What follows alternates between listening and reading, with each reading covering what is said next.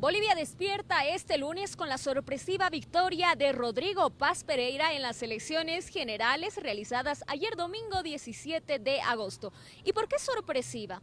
En las últimas semanas se observó que efectivamente Rodrigo Paz estaba escalando en las encuestas de intención de voto. Sin embargo, no se perfilaba como el preferido. En la última encuesta había llegado incluso a ocupar un tercer lugar. Y los que estaban mostrándose como favoritos de la oposición eran Samuel Doria Medina, que quedó actualmente en tercer lugar, y Jorge Tuto Quiroga.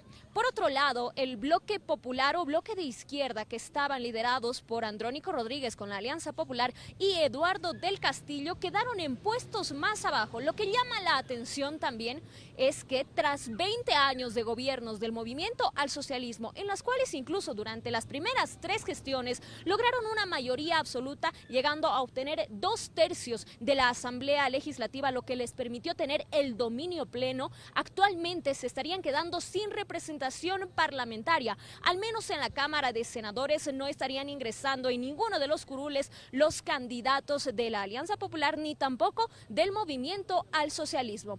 Lo que sí se perfila también con este conteo rápido de resultados electorales preliminares es que tanto Rodrigo Paz Pereira del PDC, actual senador de Comunidad Ciudadana y exalcalde de Tarija, estaría yendo a la segunda vuelta junto a Jorge Tuto Quiroga de la Alianza Libre. Esta segunda vuelta se realizará el 19 de octubre en Bolivia y también para residentes en el extranjero. Give up Crimea and never join NATO. That is the message from President Trump to President Zelensky of Ukraine, ramping up the pressure and putting the onus on Ukraine, not Russia, to end the war. And yet, ahead of his arrival here at the White House, Zelensky still insisting that he wants a ceasefire before any deal is negotiated.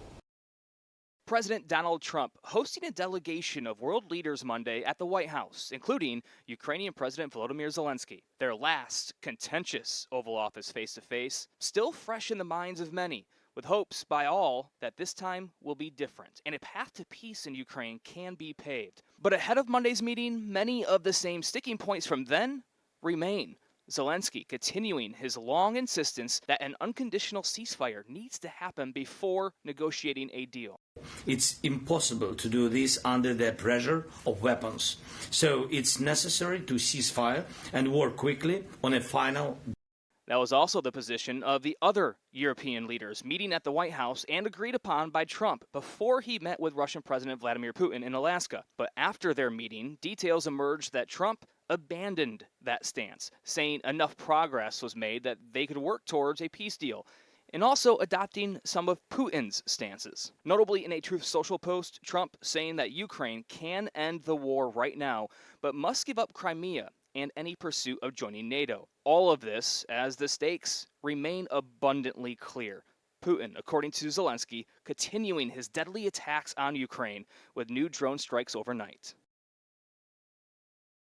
And one of the items that we are told that's now on the table are security guarantees from the U.S. if Ukraine and Russia can come to a deal where Putin, in writing, agrees not to attack Ukraine again in the future.